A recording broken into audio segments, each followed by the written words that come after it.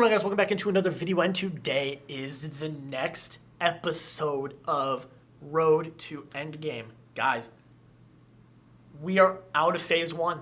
Phase 1 is behind us. We are into Phase 2, starting it off. We just finished with a banger of The Avengers.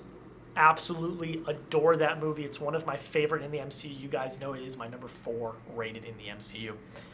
But today, we are moving on. And we are finishing off the Iron Man trilogy today with Iron Man 3. So if you guys are new to the channel, again, like, comment, subscribe. You know, I don't like to really plug that stuff too often, but my goal for this year is to hit 500 subscribers.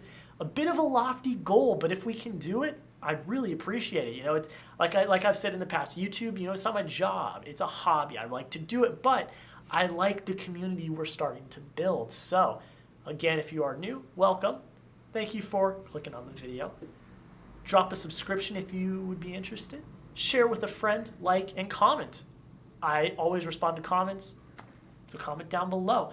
But again, if you are new, this is basically how it works. I will give you guys the synopsis, tell you where it is like rated on like Rotten Tomatoes and stuff like that.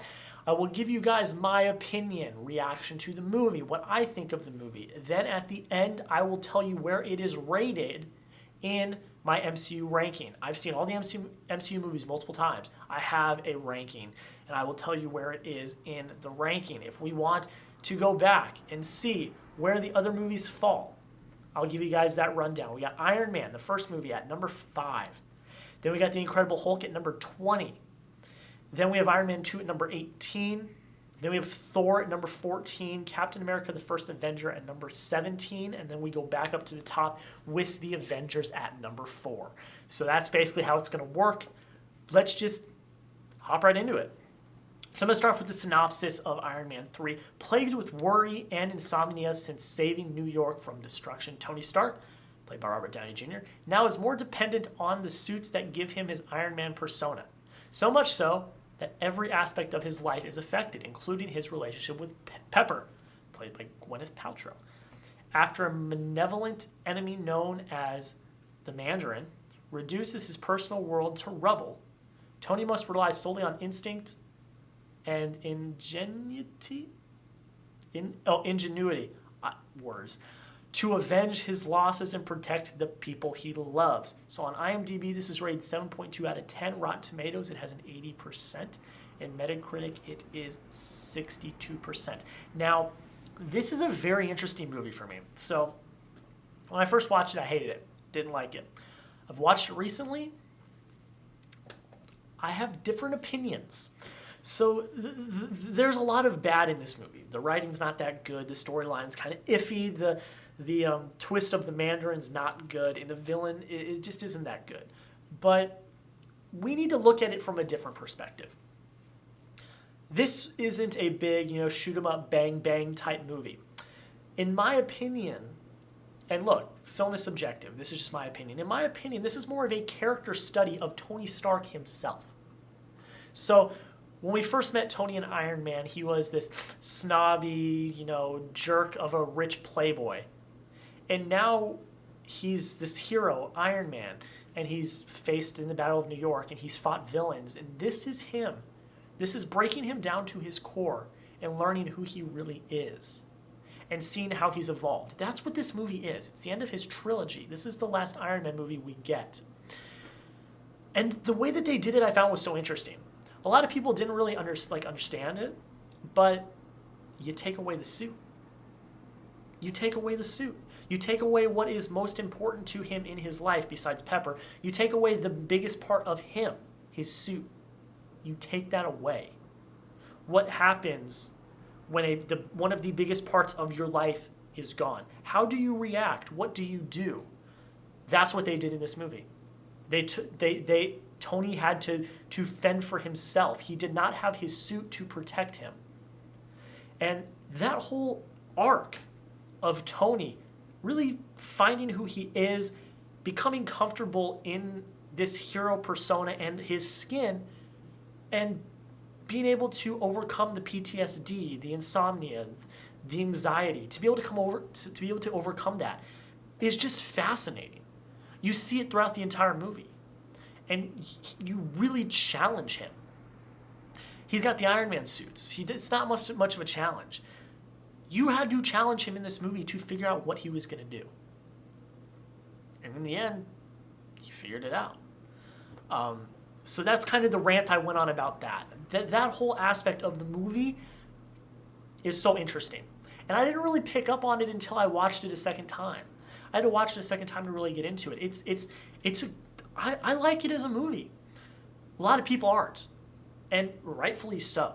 Rightfully so. There's a lot of negative in this movie.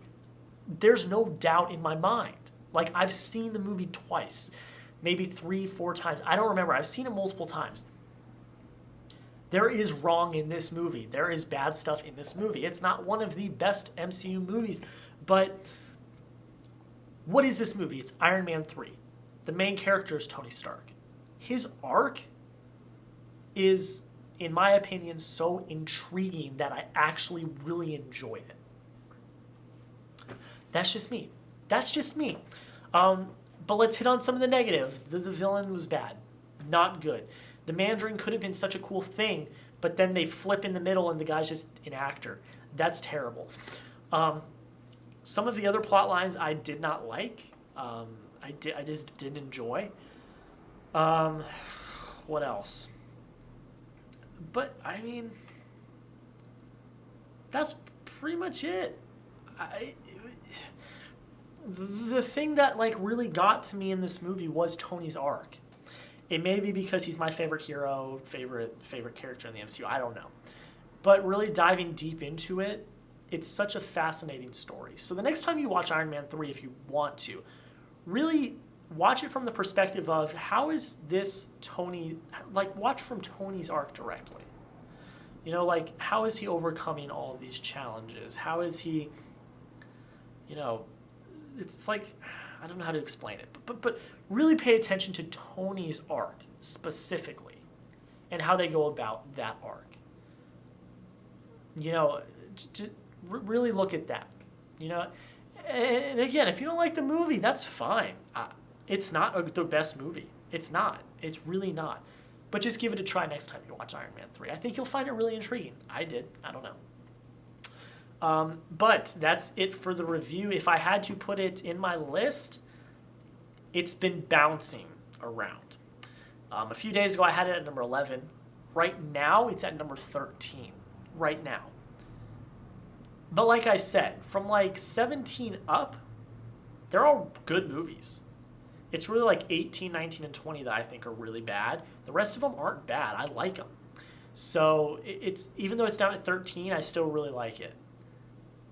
But the fact that there is more negative than not obviously overweighs it. So, yeah. But that's pretty much it. Let me know down in the comments below, what did you think of Iron Man 3? Did you like it? Did you hate it? Did you see where I was coming from with the Tony redemption kind of finding his true self arc?